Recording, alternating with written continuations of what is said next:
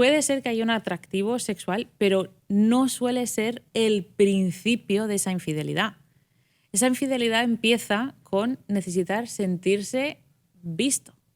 Lo que pasa muchas veces es que una vez que se sienten vistos, esas personas se empiezan a arreglar más, se empiezan a vestir mejor. Sí, o van sea, al gimnasio. Van al gimnasio. Entonces, no es necesariamente la atracción sexual de ha pasado una tía súper guapa y yo me he girado y ahí me he enamorado, sino una mujer random me dijo, oye, qué bien te ves, y yo empiezo a ir al gimnasio y me pongo guapo, y entonces quizás no me acuesto con la primera que me dijo el comentario que abrió la puerta a la infidelidad. Yeah. Me acuesto al final con otra persona guapa que ha pasado el mismo proceso que yo, pero al revés, y nos hemos encontrado en el gimnasio porque los dos nos estamos poniendo bonitos.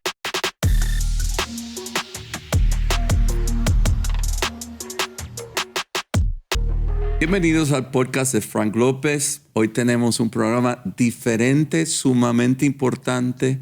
Tenemos una invitada muy especial que ha escrito un libro que se llama Traición, cómo sobrevivir de la infidelidad en la pareja. Con nosotros, Cari Clewett. Bienvenida, Cari. Muchas gracias por tenerme aquí. Estoy encantada de compartir mesa contigo. Gracias por estar con nosotros. De nada. ¿Tienes acento español? Tengo acento español. Pero, sí. pero no eres española. No, bueno, sí, ahora ya soy española, pero no, yo nací en Oregón, en Estados Unidos. ¿Y de padres? Gringa. Mis padres los dos son estadounidenses. So, ¿tú eres una gringa? Sí. ¿Que te mudaron para España? Me mudaron para España. ¿Y eres ciudadana española? Y ahora sí. Ahora soy más española que gringa. Ahora voy a los Estados Unidos y me siento extranjera. Pero todavía hablas inglés y todo, ¿no? Sí, pero mantengo obviamente el inglés con el acento americano. So, eres una americana con acento español. Exactamente. Y escribiste este libro, Traición, cómo sobrevivir la infidelidad de tu pareja. Así es. En Estados Unidos, Cari, reportan estadísticas de que un 50% de las parejas se divorcian. Yeah. De ese 50% de los divorcios dentro de la iglesia. Estas son estadísticas que me llegan a mí que tienen que ver con la iglesia, no del mundo. ¿Okay? Dentro de la iglesia, el 50% de las parejas se divorcian. Es increíble, a mí me parece eso increíble. Pero el gran problema es económico y también la falta de intimidad. Dice que se desconectaron. Y que ya no están teniendo sexo. Que no tienen sexo, que no tienen emociones, que son como dos que el amor ha muerto. Y que se desconectaron y se acabó el amor. Hablemos la antesala de un adulterio. Ya. ¿Cómo llega al adulterio? ¿De él o de ella? ¿Con quién empezamos? Empezamos por ella y después con él. O sea, que ella es infiel. Vale. Pues entonces, tenemos una parejita donde ella pues quizás ha tenido 2 hijitos, ha estado mucho en casa o ha estado mucho trabajando, pero su esposo, por lo que sea, no acaba de conectar. Llega a casa, él está cansado, pues quiere ver televisión, quizás quiere tener alguna relación sexual, pero no quiere conversar, no quiere saber de ella, no se siente vista, ella se hace un corte de pelo, él no se da cuenta, ella cambia, yo qué sé, pone una comida más especial, él no se da cuenta, no le da las gracias. Y ella empieza a sentirse un poco pues desdichada, ¿no? Como un poco apartada y, oye, ¿qué pasa? ¿Que me he cortado el pelo y no te fijas? Oye, ¿qué pasa? Que le he hecho no sé qué a la niña y nada, no tienes nada que decir. Y entonces tenemos diferentes personalidades, obviamente, pero esa mujer se va sintiendo cada vez menos vista y menos apreciada por parte de su esposo. Y eso es la antesala, el sentirse no conectada, el sentirse no vista, el sentirse no apreciada. Y ese día, es que puede ser en el supermercado, o el que le atiende, el que le pasa el pan, ¿no? Le mira y le dice, oiga, ¿se ve usted bien hoy? Qué sonrisa más bonita. Tontería, ¿no? Y eso la llena, eso es algo que le hacía falta, eso es algo que ella echaba de menos. Ese piropo, ese sentirse consentida, ¿no? Esa atención por parte de su pareja pues que no lo estaba recibiendo. Y entonces eso se lo guarda, como que lo codiciamos hasta cierto punto. Oh, y eso es como... pero la cosa es que da igual, o sea, ella vuelve al súper y quizás busca al mismo chico para que a ver si le dice algo, porque esta vez es que me he puesto unos pendientes bonitos. Y entonces ya cuando paso, le sonrío y muevo la cabeza. ¡Ay, usted se ha puesto unos pendientes, qué bonitos! ¡Oh! ¡Qué bien! Y la cosa es que en ese momento a esa mujer le importa 3 pimientos a esa persona. No le importa absolutamente nada. Lo que está necesitando es esa atención. Esa es la antesala. Atención. ¿Y en el caso del hombre? En el caso del hombre vamos a coger uno así más polémico, ¿no? Vamos a coger el líder de alabanza. Ajá. De la iglesia, ¿vale? Ajá. Entonces tú tienes ahí el líder de la alabanza que canta y qué tal, y que ama a su esposa, porque es importante saber que en general las personas que son infieles no creen en la infidelidad. Nunca creían que ellos iban a ser capaces de ser infieles. Esto es muy importante. Sí, muy importante. Y entonces esta persona, este líder de alabanza, está ahí cantando y tal, y tiene el subidón, ¿no? de la alabanza y la gente ahí, y se baja del escenario y entonces, ¡wow, pastor! ¡Qué bien lo ha hecho! No sé qué. Y se va a casa, abre por la puerta a la esposa, cariño, ¿y la leche? Ay, mi amor, que se me olvidó. Es que en la iglesia fue que me da igual. ¿Cómo se te puede olvidar la leche? Solo te di un trabajo, no puede ser. Y ya ese hombre se siente desinflado, ¿no? Claro, hay una estrellita, y en vez de comunicar, en vez de acudir a terapia, en vez de acudir a sus pastores, ese hombre se resiente y quizás abre el teléfono y una de la iglesia le acaba de escribir: wow, ese tiempo que tuvo hoy estaba tan ungido, usted es el elegido de Dios, le. Y ese hombre dice: ¿y por qué? Está pensando, ¿no? ¿Y por qué mi esposa no me puede decir esto? Es que mi esposa no se da cuenta de lo que tiene a su lado. ¿Cómo puede ser? Ella solo me critica, ¿no? Y en vez de comunicar, en vez de empezar a hablar estas cosas, es atención. Y al final, de nuevo, esta mujer no le importa. Y es posible que esta mujer ni siquiera realmente en ese momento está buscando nada. Pero este hombre coge ese comentario, lo recoge y se lo guarda en su carpetita secreta y se regodea en eso. Cuando se siente mal, cuando su esposa la critica, es como: pero bueno, al menos fulanita me admira y cree que yo valgo para algo. En ninguno de los dos casos tiene que ver con atracción sexual. En ninguno de los casos. La gran mayoría de infidelidades no empiezan con nada que ver con el sexo. Eso no tiene que ver que es una mujer muy bonita, muy atractiva. No. O con un hombre muy guapo, muy musculoso. No, porque además, si a ver, entre famosos, vale, sí, seguramente se van con gente muy guapa. Uh-huh. Pero casos de la vida real. Claro, los casos de la vida real puede ser que haya un atractivo sexual, pero no suele ser el principio de esa infidelidad. Esa infidelidad empieza con necesitar sentirse visto. Lo que pasa muchas veces es que una vez que se sienten vistos, esas personas se empiezan a arreglar más, se empiezan a vestir mejor, sí, adelgazan, se perfuman, o sea, van al gimnasio. Entonces, no es necesariamente la atracción sexual de ha pasado una tía súper guapa y yo me he girado y ahí me he enamorado, sino una mujer random me dijo: oye, qué bien te ves, y yo empiezo a ir al gimnasio y me pongo guapo, y entonces quizás no me acuesto con la primera que me dijo el comentario que abrió la puerta a la infidelidad. Yeah. Me acuesto al final con otra persona guapa que ha pasado el mismo proceso que yo, pero al revés, y nos hemos encontrado en el gimnasio porque los dos nos estamos poniendo bonitos. ¿Cuáles son las necesidades que necesita un esposo para que la esposa le supla, para evitar que ese esposo caiga en adulterio? Para mí creo que es importante, no es necesariamente el esposo y la esposa tienen necesidades diferentes, que esto creo que es un mito muy, muy creído en la iglesia y fuera de la iglesia, de que el hombre tiene una necesidad sexual y la mujer tiene una necesidad emocional. Esto es mentira, no os lo creáis, por favor. Espera. ¿Tú me quieres decir que el hombre no tiene una necesidad física?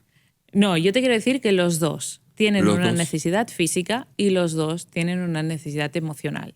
No hay diferencia. Hay diferencia como en quiero aclarar, Sí. quiero aclarar que tú eres psicóloga profesional Soy y psicóloga. sexóloga profesional. Y sexóloga. Esto no son Y opiniones. terapeuta de parejas, que es diferente. O sea, tú también. estudiaste, te graduaste, esta es tu carrera, tú eres una profesional. Sí. ¿El hombre y la mujer tienen las mismas necesidades? A ver, hablemos de qué es mismo. Nosotros hablamos de mutuo, ¿vale? Los dos tienen necesidades. ¿Conoces como la teoría de Gary Chapman de los 5 lenguajes del amor? Sí. Ok. Pues esto es parecido en que los dos tenemos una necesidad de amor, pero quizás tu lenguaje del amor está más centrado en palabras de afirmación y el mío está más centrado en actos de servicio. Sí. Son las mismas necesidades de recibir amor, pero se expresan de forma un poquito diferente. Entonces, cuando estamos hablando de las necesidades sexoafectivas, que es más completo, ¿vale? Que esto es bíblicamente el deber conyugal, que son las necesidades sexoafectivas, tienen una parte sexual genital y una parte afectiva emocional. Entonces, tanto el hombre como la mujer tienen necesidades afectivas y genitales, lo que son radicalmente diferentes entre sí. Ya entiendo. Pero los dos tenemos necesidades. Entonces, la mujer tiene una necesidad física, genital, sexual, que muchas veces no está bien explorada. Que la mujer en sí muchas veces ni siquiera conoce y no lo sabe expresar. Y esto es algo como que nos enseñan las matemáticas, nos enseñan a caminar, pero no nos enseñan a hablar y comunicarnos emocionalmente, ¿no? Esto es una asignatura pendiente que tenemos. Y entonces, cuando el esposo y la esposa empiezan a conocerse y empiezan a practicar la intimidad, y no estoy hablando de lo genital, dentro del matrimonio es cuando queda cada uno protegido de la infidelidad. Describe la intimidad dentro del matrimonio y no estás hablando de lo genital, dijiste. No, Descríbeme eso. Vale. Yo tengo un concepto que se llama el buen sexo, que está en el primer libro que escribí. Y el buen sexo tiene 3 escalones. El primero es la intimidad, lo segundo es que es mutuo y consentido y lo tercero es que es placentero. Entonces, cuando estamos hablando de intimidad, estamos hablando de la necesidad de ser conocidos. El ser humano tiene la necesidad de ser conocida, de ser reconocida, de ser admirada. Y entonces, cuando no lo conseguimos, empezamos a buscar en lugares equivocados. Ahora, ¿cómo se llena o cómo se satisface esa necesidad de intimidad? La primera cosa es que tú tienes que arreglar tu relación vertical. Esto significa tu relación con Dios. Si tú no sabes quién eres, si Dios no te ha revelado quién eres, es muy difícil que tú puedas recibir amor de otra persona. Te voy a dar un ejemplo. Yo te puedo decir, o tú me puedes decir, oye, qué inteligente que eres. Pero si yo me creo tonta, yo te voy a decir, ¿qué dices? Pero cállate, no me hables así. Y tú me estás dando un cumplido, pero yo no lo puedo recibir porque no me lo creo. ¿Ya? Entonces, cuando yo arreglo mi identidad con Dios, cuando yo tengo claro que yo soy hija de Dios, que yo soy perdonada, que yo estoy restaurada, que yo soy válida, que yo tengo un propósito, tú me puedes decir, soy inteligente, y yo puedo decir, wow, gracias. ¿Verdad? Yo puedo recibir. Entonces, para ser conocida, para tener intimidad, yo primero tengo que arreglar mi relación vertical, porque entonces puedo empezar a recibir intimidad de los demás, puedo recibir esa conexión y puedo ser conocida. Esto lo vemos en situaciones como entrar en un ascensor, ¿no? Tú entras en un ascensor y hoy día lo que hacemos todos es sacar el teléfono, el dispositivo y empezar a mirarlo. ¿Por qué? Porque no queremos ser conocidos por un extraño. No queremos que nos miren y que vean algo que podría provocar rechazo, que podría provocar desconexión, que podría... Y entonces queremos ser conocidos, pero nos da mucho miedo ser conocidos por si somos rechazados. Entonces, la intimidad es esa posibilidad y el sexo de Dios es esa posibilidad de ser totalmente desnudado y conocido por tu pareja, y en esa situación de totalmente desnudado y conocido, que tu pareja te diga, te veo, te conozco, te amo. Y eso es la intimidad y no tiene nada que ver con los genitales. Los genitales vendrán después, ¿no? Pero esa intimidad es donde Dios creó el sexo para ser íntimo, que es te veo, te conozco, te amo. Y esa es la misma necesidad que tiene el hombre como la mujer. Exacto. Los dos. Claro. ¿Qué pasa cuando la traición entra a una pareja? Duele. ¿Cómo podemos entender? Porque Sí. a veces las personas son un poquito imprudentes y pasó eso y tú vas a la iglesia, tú eres cristiano, tú tienes que perdonarlo, tú tienes que volver, tú tienes que... ¿Cómo podemos ministrar a una persona, sea hombre o mujer, que ha sido traicionado? Mira, la respuesta rápida te diría que lo tienes que ver como si fuese un duelo, una muerte. Ese matrimonio ha muerto. Si a esa persona se le hubiera muerto el papá o el esposo, ¿cómo la tratarías? ¿Verdad que te acercarías con paciencia, con espacio? Le preguntarías si ha comido, si ha dormido. Le preguntarías si necesita algo, si necesitas que tengas a los niños unos días en casa, ¿verdad? Pues para resumirlo, ese es el acercamiento que tenemos que hacer, porque esa es la gravedad del asunto. Una muerte. Una muerte. Entonces, usamos en el libro, uso el ejemplo de un vaso de cristal que está lleno de semillas. Y las semillas son experiencias que tú vas acumulando en el matrimonio, ¿no? Entonces, nosotros tenemos un vaso de cristal compartido. Ay, el primer besito, una semilla, ¿no? La cita de no sé qué, el tal, la experiencia, está el hijo, y experiencias grandes como experiencias chiquititas, ¿no? Porque hay de todo. La infidelidad agarra ese vaso y lo que hace es que lo estalla contra el suelo. Y ese vaso queda en pedazos y además las semillas ahora están mezcladas con esos cristales que si tú los intentas recoger te vas a destrozar las manos. No se puede. Muy bueno. Está muerto. Y además no te interesa recuperar ese matrimonio porque no era funcional. Habían cosas que no funcionaban. Entonces, la única forma de restaurar, y esto es importante para los que acompañan, ¿no? De no darle prisa. Venga, ¿qué vas a hacer? ¿Vas a perdonar? ¿O te vas a ir? ¿O qué vas a hacer? No, esa persona está en la UCI, esa persona está enyesada de cabeza a los pies. Y verdad que una persona en la UCI enyesada, tú no le vas a decir, oye, ¿y qué vas a cenar? ¿Qué quieres hacer mañana? ¿Qué quieres vestir? O sea, no es el momento para tomar decisiones. Es el momento para reposar, para recuperar, para procesar. Y el proceso de sanar requiere agarrar un vaso nuevo y empezar a decir, vale, vamos a probar una semilla, a ver si eres de confianza. Y empezamos a hacer nuevas experiencias, nuevas cosas. Ahora, si yo encuentro una mentira, si yo encuentro lo que sea, yo lo que voy a hacer es agarrar ese vaso y darle la vuelta y tirarlo todo. Lo primero que hay que restaurar es la integridad, ¿no? La confianza. Lo primero es la confianza, que es uno de los pasos más difíciles, pero es el más importante. Y la confianza se recupera, y esto es una parte, yo creo, sorprendente, y es algo que yo siempre recomiendo. Si estás buscando ayuda en este tema, por favor, busca a alguien estudiado, que conozca, porque la terapia por infidelidad es bien diferente a la terapia de pareja y la terapia de pareja es bien diferente a la terapia individual. Y usualmente no un familiar. No. Porque el familiar te va a dar la razón a ti, va a hablar mal de él o va a hablar mal de ella. Exacto. Nosotros hablamos de que esto me ayuda mucho la doctora Cornelia Hernández, con quien escribí el libro. Ella es consejera bíblica y ella habla mucho a este punto, ¿no? De decir, tenemos que buscar una persona segura, porque un familiar muchas veces al final no es objetiva. Right. Y está bien, y necesitas a ese familiar que no sea objetivo, porque tú te necesitas sentir apoyado, necesitas a veces que alguien diga, qué asco de persona, ¿cómo puedo hacerte esto? Y tú, ¡hey! Pero eso no te va a ayudar a caminar en sanidad, pero lo necesitas. Entonces necesitas que el familiar sea familiar. Pero para trabajar y procesar y sanar necesitas una persona que te pueda decir, vale, ¿qué has hecho hoy? ¿Has comido? ¿Has tenido tu devocional? ¿Cómo te estás relacionando con Dios? ¿Cómo estás tratando? ¿Cómo estás hablando de tu ex?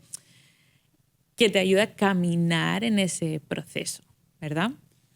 ¿Qué tenemos que ver en la persona que traicionó para darle una nueva oportunidad? Porque no queremos perder el tiempo. Porque si me traicionaste, y yo tengo que estar seguro que no va a volver a pasar si yo te voy a dar una oportunidad. ¿Qué tenemos que ver en ese hombre o en esa mujer que cometió la traición para darle yo una nueva oportunidad? O sea, como persona tenemos que diferenciar entre remordimiento y arrepentimiento, ¿vale? El remordimiento, el foco es el traidor. Mira todo lo que me ha pasado. Mira qué mal las consecuencias, qué horror lo que me... Y es como ese remordimiento de lo que están viendo, las consecuencias. El arrepentimiento el foco está en el traicionado, donde el traidor dice, wow, la he liado parda, como diríamos en España, ¿no? Como me he equivocado un montón, he hecho algo fatal, he pecado. ¿Qué tengo que hacer para que tú te sientas prioridad otra vez? El arrepentimiento pone al otro primero, el remordimiento es yo. Es egoísta. Y yo he visto pacientes que pasan que al final que se puede confundir, ¿no? Porque parece que ay, qué mal, mira todo. Esto lo he visto hasta en casos de pastores, ¿no? Que han cometido infidelidad y están ahí delante de la iglesia, ay, y lo siento y tal. Pero el enfoque es, pobrecito de mí, mira lo que me ha pasado, mi esposa quizás no me entendió, o me ha pasado esto, y la otra me engañó, y es yo. Eso es remordimiento. Eso es remordimiento. Dios no restaura el remordimiento. No. Dios restaura el arrepentimiento. Y el arrepentimiento es postrarse cara abajo y decir, Señor, ¿qué? Te lo entrego todo, es humillarse totalmente, entregarlo todo y decir, Señor, ¿qué puedo retomar? Uh-huh. Y ante la persona no decir, ¿qué hace falta? ¿Qué necesitas? Si no hay arrepentimiento, tú aconsejas que no haya restauración de ese matrimonio. Al menos, yo aconsejo que de inmediato que no haya nada, ni nada. O sea, que hay como una pausa para pensar, para caminar. Después de un proceso, caminando en ese proceso, si no hay arrepentimiento, yo no aconsejo la restauración, porque no va a funcionar. ¿Qué pasa cuando un matrimonio no tiene relaciones sexuales? Porque eso lo veo yo aquí en la iglesia, constantemente casos, inclusive de parejitas jóvenes, Uh-huh. Que o ella no tiene interés, o él no tiene interés, y la otra persona está frustrada.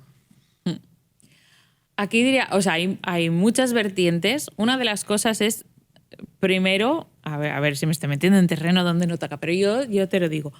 Sí. Hoy día muchos de los sistemas anticonceptivos llevan hormonas muy fuertes que destrozan la libido. Oh. Entonces, no le pasa a todo el mundo, pero le pasa a un 33% de las personas que las toman. Pero eso es bastante alto. Bastante alto. Eso es muy interesante. Entonces, hay muchas mujeres cristianas que 3 meses o 6 meses antes de casarse empiezan a tomar cosas, ¿no? La píldora o se inyectan, y 33% de estas mujeres van a ser afectadas por esas hormonas que va a destrozar su libido. Wow. Entonces, de repente, estas mujeres que antes tenían un interés muy grande sexual y se querían casar pues para tener relaciones sexuales con su pareja, se casan y de repente dicen, no sé qué me pasa, no tengo ganas, tal. La primera cosa sería evaluar, cambiar el sistema, porque muy posiblemente esa medicación te está destrozando tu libido. Muy buen punto. Entonces, eso. Esa es una parte que nosotros llamamos en la parte química, que no tiene nada que ver a nivel emocional. Pero muy ni nada, real, muy real. Pero muy real, y piensa que un 33% me parece exageradísimo. Yo lo encuentro altísimo. Y es algo que la gente no sabe, además, que muchos ginecólogos ni siquiera te avisan de esto, ¿no? Pero bueno, entonces eso es una parte. Entonces, hablemos de las que no tienen nada que ver con lo química. Hay que entender 2 cosas más. La respuesta sexual femenina no necesariamente es espontánea después de 6 a 18 meses de casada, de relación estable, ¿vale?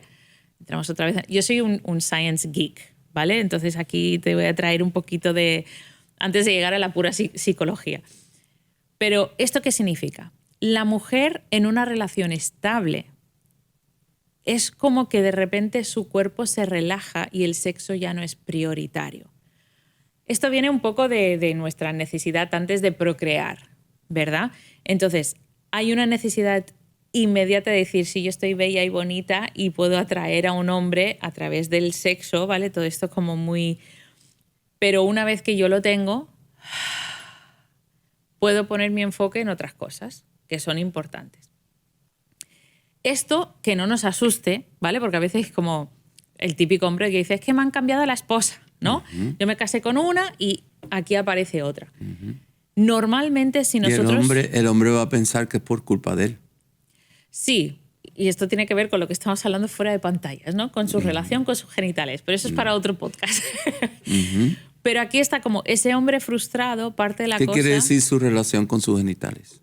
Significa que... ¿Cuánto quieres que explique?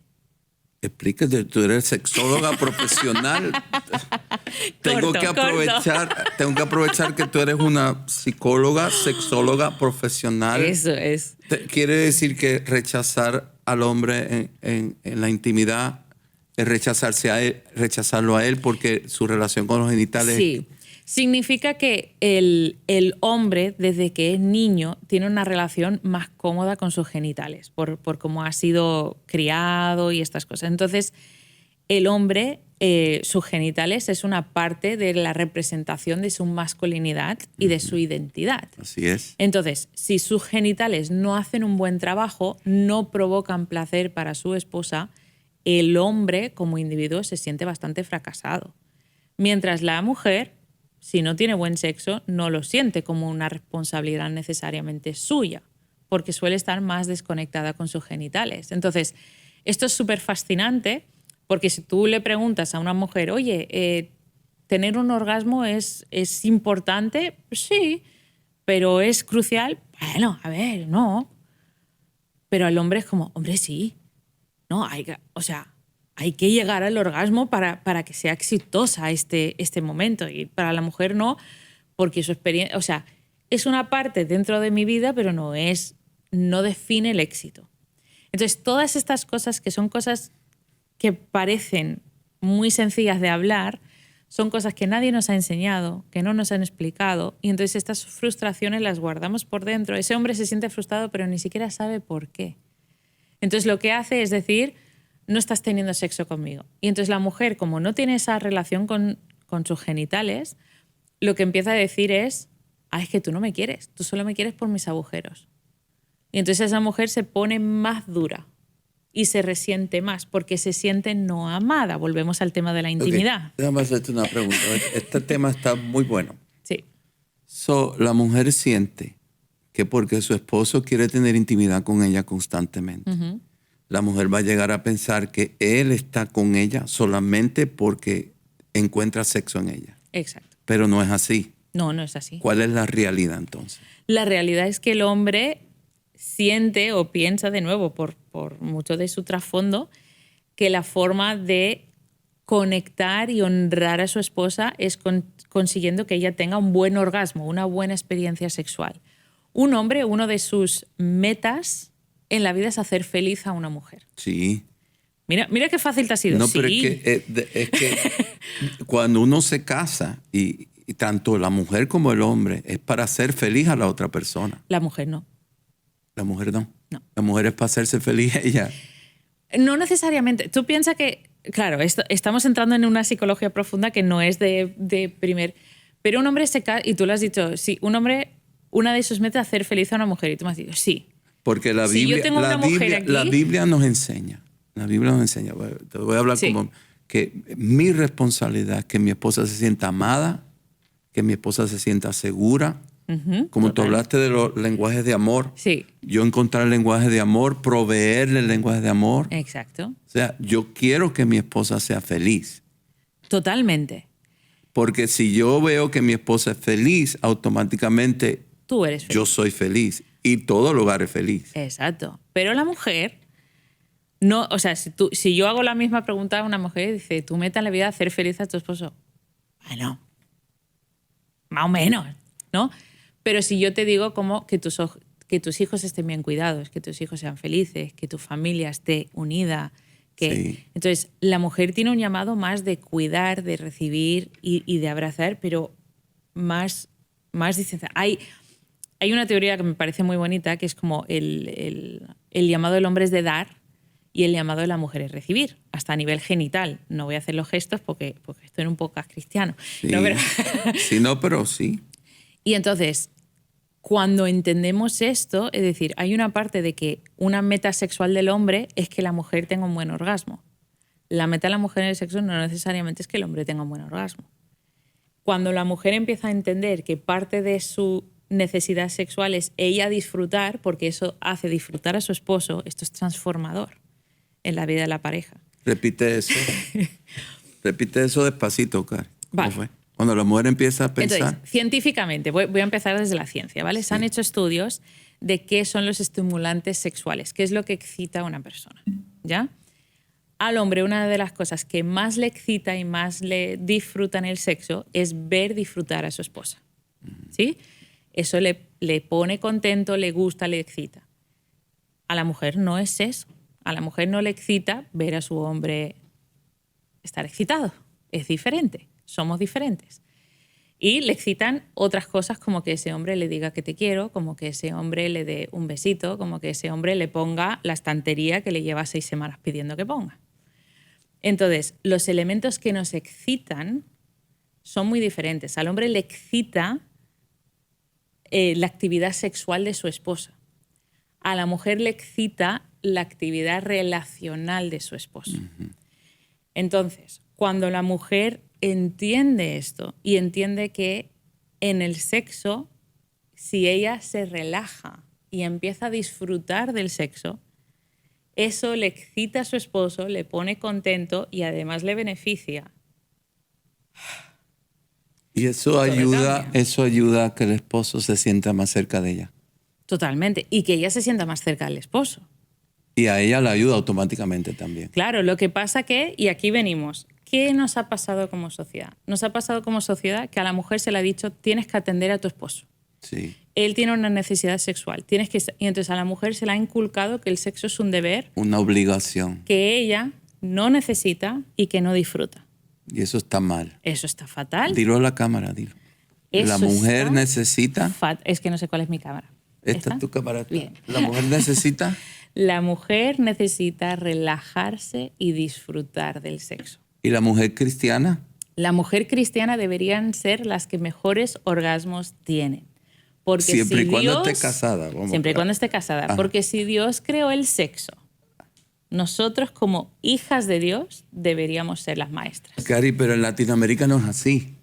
No, pero en Latinoamérica, ni en mire, ningún lado, ni en Europa, ni en Estados Unidos. Bueno, pero vamos a hablar de Latinoamérica porque yo estoy acá. En Latinoamérica, hablar de estos temas, no todo el mundo lo habla. Nosotros lo estamos hablando y gracias a ti que eres una sexóloga profesional que nos aclara. Pero no todo el mundo lo habla porque no se le enseñan a las muchachas que cuando se casan, pues lo lindo de tener intimidad con su esposo. Y a los muchachos igual, pero aquí, no se le enseña. Sí, vamos a hacer una ayudita aquí, porque ahora estamos diciendo las mujeres tienen que disfrutar, sí, y es real.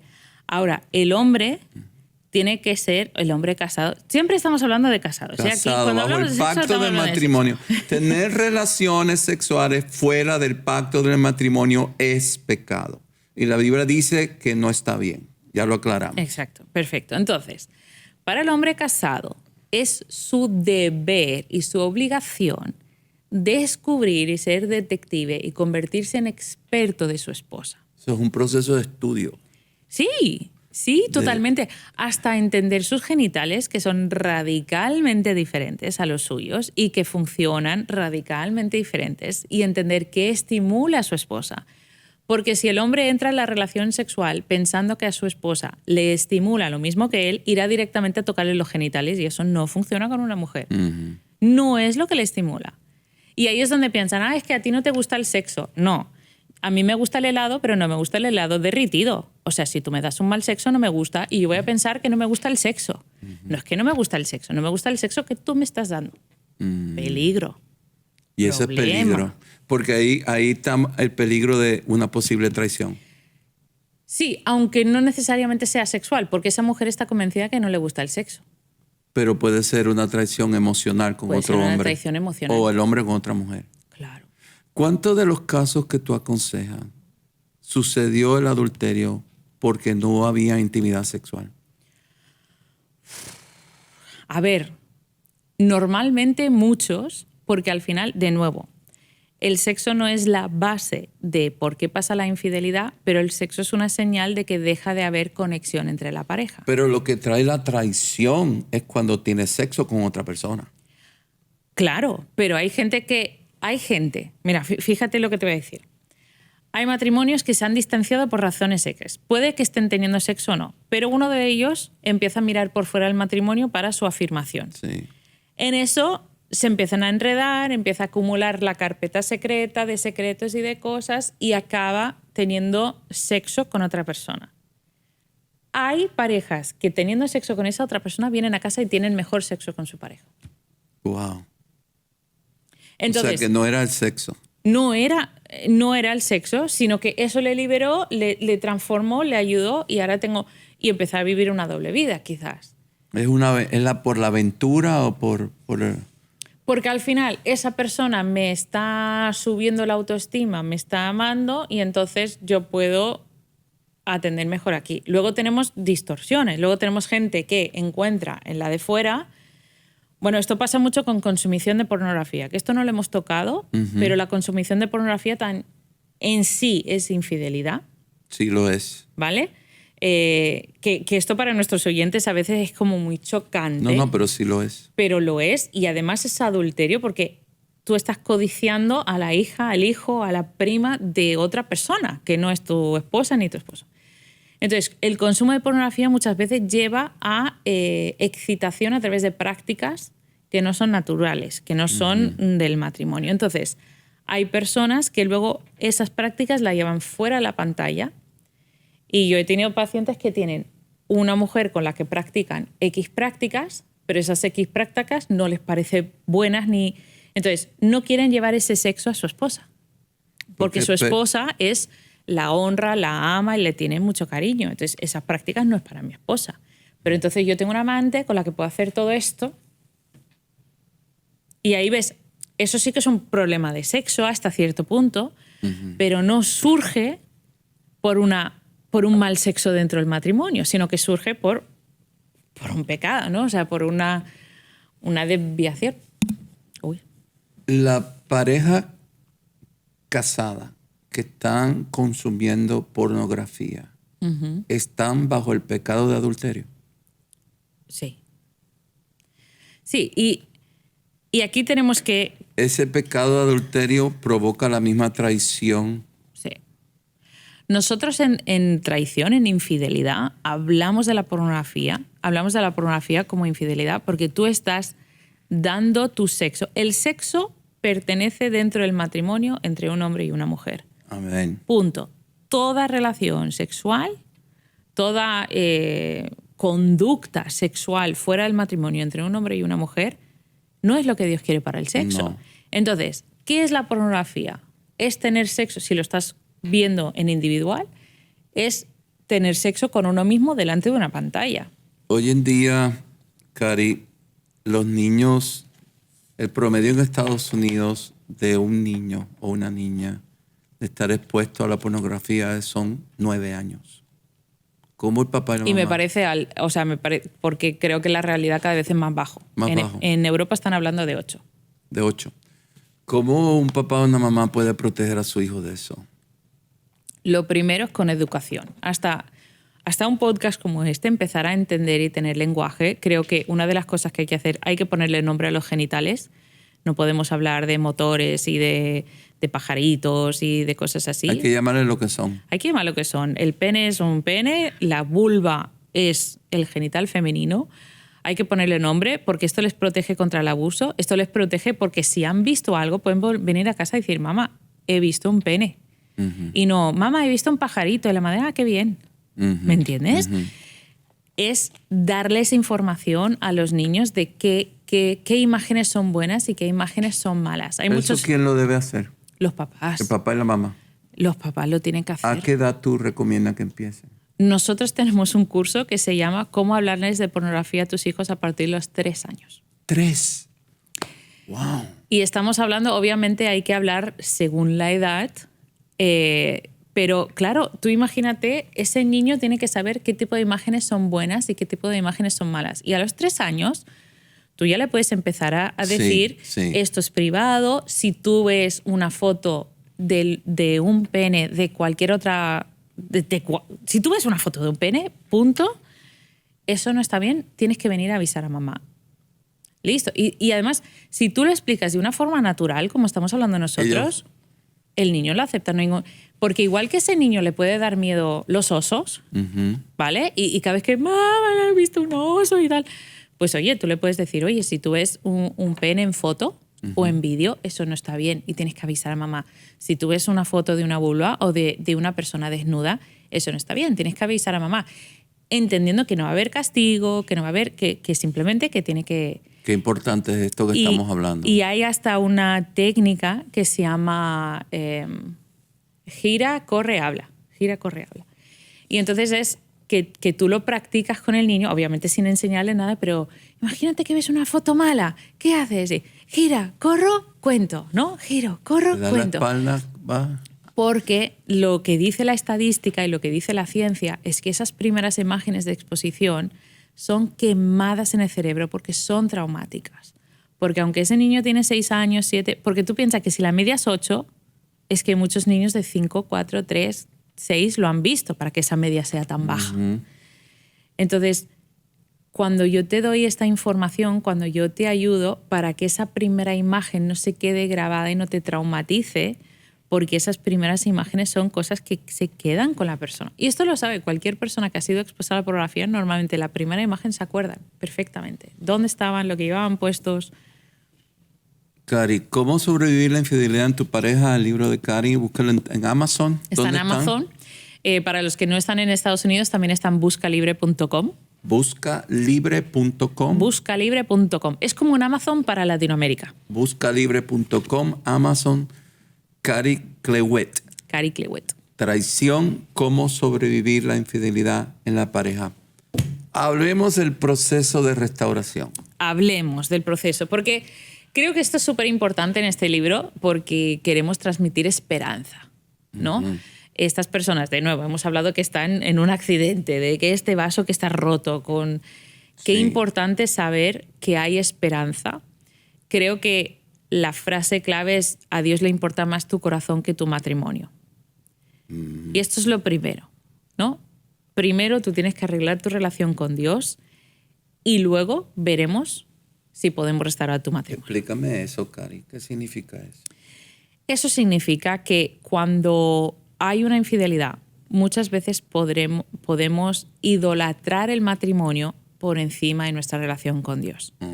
Y podemos empezar a hacer concesiones que no son bíblicas, que no son apropiadas, y en vez de mirar a Dios y primero conectar con el Señor, empezamos a ver nuestro matrimonio como la salvación, ¿no? Es decir, si yo restauro esto, entonces valgo, entonces soy algo. Entonces eso es idolatría.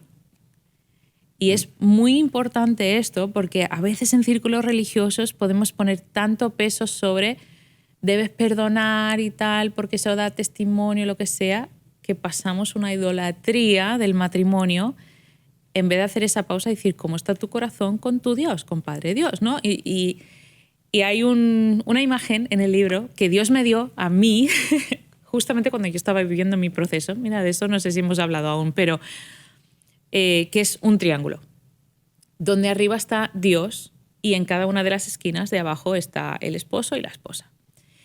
Y ahí es como si yo como esposa intento ir a buscar a mi esposo y por lo que sea él ha subido un puntito, nunca lo voy a encontrar, ¿no? Y si él ha bajado un puntito, nunca lo voy a encontrar. La única forma en la que yo me puedo volver a encontrar en mi esposo es si los dos subimos y nos encontramos en Dios. Muy bueno. Y entonces, qué importante es, ante esa infidelidad, que mi prioridad es encontrarme con Dios. Y si mi esposo o si el traidor también se encuentra con Dios, ahí nos vamos a encontrar. Entonces, para los dos que están subiendo, ya podemos hablar del proceso de la reconstrucción. ¿La restauración solo la encontramos en Dios? Siendo creyentes, sí. Y ¿puede un matrimonio no creyente ser restaurado al 100% sin Dios? Bueno, claro, yo siento que una persona que no es creyente, su identidad, siempre hay una lucha ahí, ¿no? De entender quiénes son y dónde están. De acuerdo a ese dibujito que tú diste, extraordinario, la restauración está aquí. Claro. Los dos tienen que ir a Dios y ahí la restauración. Exacto. Que yo creo que existen procesos de restauración en personas no creyentes, por supuesto que sí. Claro, a mí siempre a la persona no creyente le va a faltar un elemento espiritual, pero que a nivel científico, pero va a haber más de lo mismo. Primero, cada uno tiene que sanar y tiene que restaurar, porque si se intentan encontrar la posibilidad de... O sea, que igualmente cada uno tiene que hacer un proceso como más bien individual, aunque lo estemos trabajando en terapia conjunta. No sé si esto se entiende, pero sí. Número 1 es preocuparse por el corazón de los dos. Pues los dos son heridos, el que lo cometió y a quien lo traicionaron. Nosotros hablamos, yo digo nosotros porque me encanta hablar y yo tengo un equipo de psicólogos, entonces nosotros como equipo de psicólogos trabajamos en una misma y como escribí el libro conjunto, pero en esto del protocolo es algo que Dios me ha ido revelando. Entonces yo siento que esto ha sido como mucho, pues mis estudios, más revelación divina, más mi experiencia, pues ha sido un poco cómo se ha creado este libro. Y en eso hay algo crucial de al principio de todo, cuando tú estás empezando, una de las primeras cosas que yo le mando a las parejas es que cada uno se ponga fuerte. Y me miran así, ¿qué dices? Digo, porque estamos a punto de atravesar una tormenta y un maratón y si tú estás flojito, te me vas a desmayar. Y entonces yo a cada uno le pongo como un ejercicio, tienes que estar durmiendo, tienes que comer bien, tienes que hacer tus ejercicios. Ahora, si el gimnasio ha sido donde ha pasado el de esto, pues tenemos que hacer en otro lado, ¿no? Pero porque la terapia de infidelidad es durísima. Porque tú tienes ahí una herida infestada y no le podemos poner tirita. Nosotros tenemos que abrir, tenemos que escarbar y rascar hasta el hueso y luego sanear, poner el ungento, ¿no? Y tapar y hacer toda esa cirugía. Y esa cirugía de lo que se trata es uno de los primeros pasos, es que tienes que mirar al pasado. Tienes que en verdad preguntar sobre la infidelidad. Y yo creo que esto es algo que en general la gente básica, ¿no? Los consejitos de los amigos, nadie te va a decir, oye, pregúntale qué ha pasado, ¿no? Y cuántas veces fue, y dónde fue, y con quién fue. Eso. Y hay que hablar eso. Ahora, lo digo, no lo hagas en casa, ¿sabes? O sea, esto no se puede hacer solos. Esto hay que hacerlo con una persona especializada que sabe, porque hay muchos detalles de las que no se deben hablar, pero el dónde, cuándo, por qué. ¿Cómo empezó? Es súper importante porque eso nos da información de dónde están los agujeros, dónde estaban los agujeros de la relación, qué fue. Además, qué importante es saber por qué has vuelto. Tú fuiste infiel, ¿por qué te quieres quedar ahora conmigo? Porque si yo no lo sé, al final, y esto es muy común, ¿no? Tú solo has vuelto porque el otro te rechazó. Tú solo has vuelto porque te han pillado. Porque Tú solo has vuelto porque te votó el otro. Tú solo has vuelto porque te has descubierto que no tiene dinero. Etc. Porque al final, ¿qué es la necesidad? ¿Qué están quejando? Yo no soy prioridad. Yo no soy importante. Entonces, una de nuestras metas terapéuticas es ayudar a la pareja a saber cómo mostrar al otro que es prioridad, que es importante, que es amado. Y esto tiene estrategias muy específicas de terapia de pareja, pero todo está dentro, ¿no? De este puzzle de primero mirar hacia atrás, qué ha pasado, cómo ha pasado y por qué. ¿Por qué los detalles son importantes? Porque esos detalles son detonantes. Es que tú el 7... Yo tenía una paciente que agosto era un mes clave, el 7 de agosto era un día horrible, porque el 7 de agosto tú llegaste tarde, me trajiste flores, llegaste tarde porque estabas con ella, no me contestabas el teléfono, me trajiste flores porque te sentías culpable. Y todo esto lo descubrió en su fase de detective loco, cuando yo empecé a hackear el teléfono y todo esto. Entonces, le detonan los flores, le detona agosto, le detona el día 7, le detona que no conteste el teléfono, le detona que llegue tarde. Right. Y entonces, primero hay que saber todas estas cosas que han pasado, dónde están estas heridas, dónde están los detonantes y dónde empiezan y acaban las mentiras. Porque si no, esta mujer dice, ¿a partir de qué momento puedo confiar en que cuando tú me decías te amo es verdad? ¿Toda nuestra relación es mentira o solo los últimos 2 meses? Toma tiempo la restauración. Sí. ¿Qué porcentaje de las parejas que vienen a ti terminan bien? El 80%. ¿Por qué el 20% no termina bien? El 20% que no termina bien muchas veces es porque la persona que traicionó no está dispuesta a hacer un contacto cero, no está dispuesta a soltar al amante. Oh, no, pero no se ha arrepentido. Bueno, pues por eso. No se ha arrepentido. Los que no acaban bien normalmente es porque no hay arrepentimiento. Sí. Entonces, son personas que llegan a terapia obligadas, pero que realmente no dispuestas. Sí, no, ahí no. Porque los que vienen De corazón. dispuestos puede tardar más o menos, pero estas personas, y es más, lo contaba en otra estación hace poquito, ¿no? Yo tenía una parejita que los dos habían sido infieles, llevaban poquito tiempo casados, o sea, destrozados los dos por todo lo que había pasado. Y que a día de hoy, claro, ahora ha pasado que 3-4 años desde que hicimos la terapia. Los vi hace poquito, estuve hablando con ellos. Oye, ¿qué tal? ¿Cómo estáis? Mira, Cari, estamos súper bien.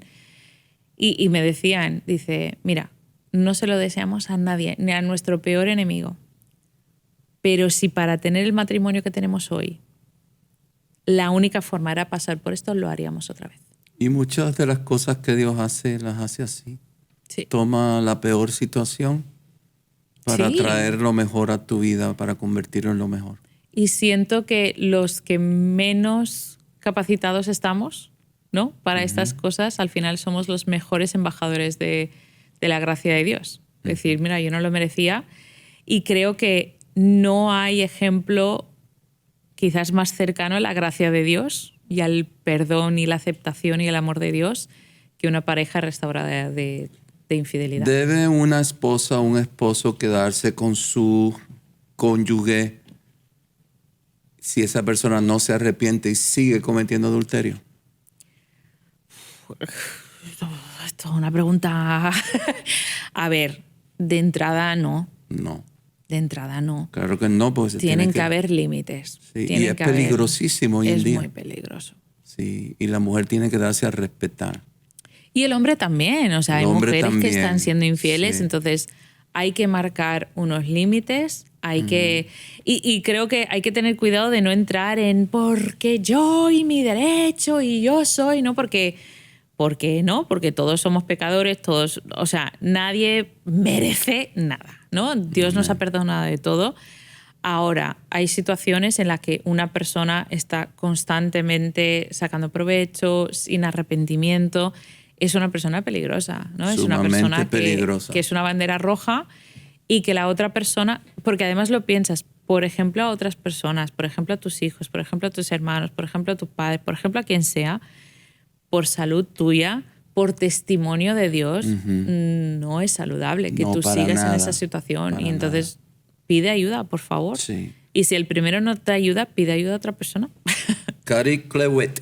Cari Clewitt. Gracias, Cari Clewitt. Busquemos el libro Traición, cómo sobrevivir la infidelidad en una pareja en Amazon y en Latinoamérica. Buscalibre.com. Buscalibre.com. Si usted conoce a alguien que está pasando por este momento difícil, envíele este libro, compre este libro. Si Dios lo está llamando a usted a servir en su iglesia, ayudando a los matrimonios, leamos el libro, aprendamos de este libro. Muchas gracias por su sintonía y nos vemos muy pronto otra vez en un podcast de Frank López.